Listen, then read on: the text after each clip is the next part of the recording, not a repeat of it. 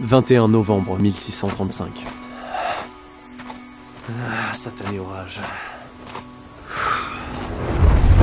Nous avons débarqué et installé le campement il y a moins d'une semaine. L'objectif est d'ampleur. Saint-Tropez est son important port marchand. Ils nous apporteront richesse et prospérité. Un obstacle de taille domine la ville et nous parle à tous. Sa citadelle. Sa défense est mûrement réfléchie. Rien n'est construit, pensé au hasard. Tout a un sens.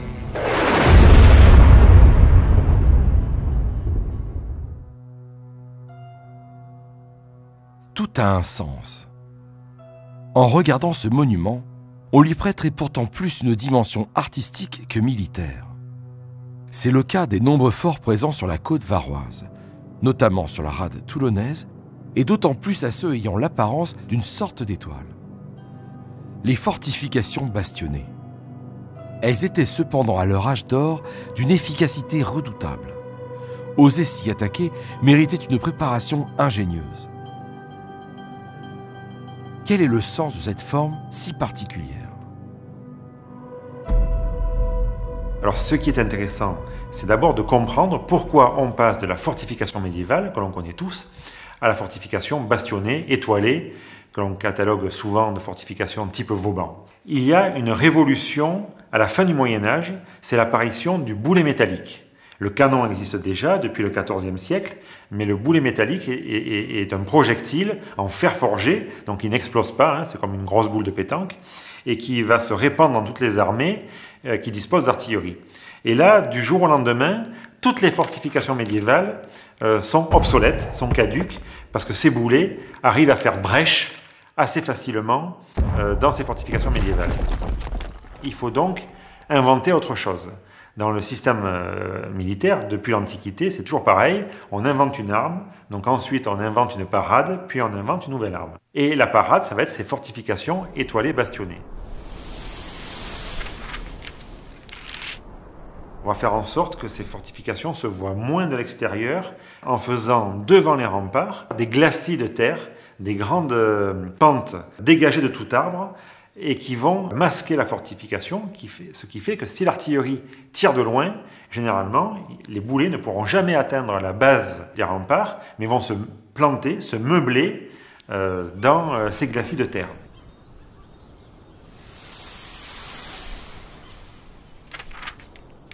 Au-delà du fait de masquer par des glacis les fortifications, on va épaissir considérablement les murs, on va les remparer, c'est-à-dire que derrière l'enceinte, qui était au départ, qui pouvait être médiéval, on va mettre beaucoup de terre. Donc, le défenseur qui se trouve sur le chemin de ronde ne peut pas tirer sur le soldat qui arrive en face de lui. Il y a trop d'épaisseur, il ne peut pas se pencher pour voir ce qui se passe dans le fossé. Donc là, on va inventer le bastion, cette forme étoilée, de façon à ce que ce soit les collègues, les autres soldats qui sont sur les bastions d'à côté, qui vont pouvoir tirer sur l'ennemi qui arrive en face du premier défenseur. Hey, je l'ai perdu, flop! Et puis pourquoi on a du bastionné, qu'on a vraiment de l'étoilé et plus des tours rondes ou carrées? C'est qu'une tour ronde ou carrée a le désavantage de créer un angle mort à son pied. Si on fait du bastionné, de l'étoilé, et que chaque bastion flanque, défile le collègue, le bastion voisin, et bien là, on supprime quasiment tous les angles morts et on a un système qui est assez cohérent. La citadelle domine les environs. Nous serons battus si nous avançons à découvert. Un assaut frontal nous mènerait pour sûr à notre perte. Peu de manœuvres s'offrent à nous. Il faudra avancer en partant de ce vallon. Mais nous sommes toujours trop loin des bastions. Effectivement, mais nous ne pouvons nous approcher que depuis ce point. La solution, c'est donc d'approcher la forteresse par des systèmes de tranchées en zigzag pour éviter les tirs qui pourraient prendre en enfilade toute la tranchée. Et là, chaque nuit, ils vont progresser, alors ça dépend du nombre d'hommes, mais ils vont progresser en direction d'un point qu'ils ont choisi au préalable et qui sera dans le rempart, et qui sera le point par lequel ils vont rentrer dans la forteresse. 2 décembre 1635. Cette fois, c'est la bonne. 10 jours à se terrer et à creuser la nuit comme des taupes. Je ne sens plus mes mains, J'espère en finir cette nuit. La lune est absente. C'est à notre avantage. Ils ne verront rien venir. Carlos, Juan et Enrique sont partis il y a bien 1 heure. Placer des explosifs pour créer la brèche. Hé, tu les vois? Non. Je ne voyais même pas le bout de mon fusil. Et lorsqu'ils sont assez près du rempart, ils vont creuser un tunnel et creuser un fourneau de mine dans le rempart. C'est une petite chambre, hein, et qui va permettre de bourrer la base du rempart de poudre pour ensuite faire exploser le rempart. Et là, un rempart qui fait 8-10 mètres de haut, qui explose à sa base, ça fait un cône d'ébouli, ça fait une pente que l'ennemi va pouvoir ensuite escalader et prendre donc la place.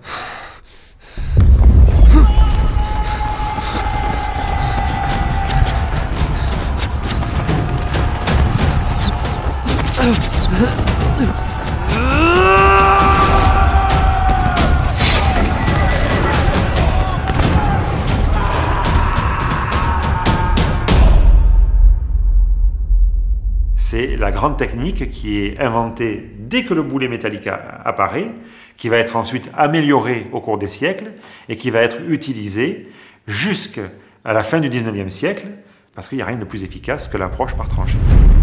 L'offensive aura duré 4 jours. La brèche nous permit de prendre rapidement la majeure partie du fort. Mais le donjon en son centre fut plus tenace. La ville de Saint-Tropez s'offre à nous. C'est une réussite totale. Mais saurons-nous la défendre dans les années à venir?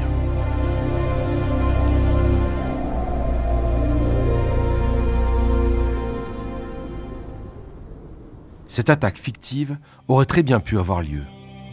La citadelle de Saint-Tropez fait partie d'un impressionnant dispositif de dissuasion et de défense présent sur la majeure partie de la côte varoise. Même si la force de l'habitude le soustrait à nos yeux, il demeure accessible, dissimulé dans le relief actuel, témoin de siècles d'histoire française. À l'heure actuelle, dans l'agglomération toulonnaise, c'est-à-dire entre Bandol et Carqueiranne, on trouve encore aujourd'hui 70 ouvrages fortifiés de toutes époques. Toulon, qui a longtemps été un port de pêche, de commerce tout à fait florissant, a vu sa vocation navale, militaire, s'affirmer à la fin du XVIe siècle, tout début du XVIIe siècle.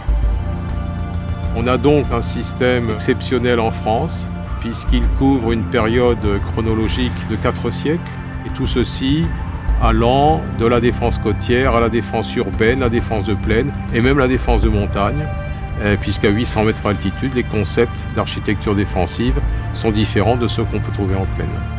On peut dire qu'on a donc dans le secteur une sorte de musée éclaté de la fortification qui nous donne à voir aussi bien des ouvrages conçus par des ingénieurs militaires italiens de la Renaissance au début du XVIe siècle, comme des ouvrages du grand siècle de Louis XIV, avec des fortifications bastionnées dites à la Vauban, dont le nom masque en fait de nombreux noms d'architectes militaires.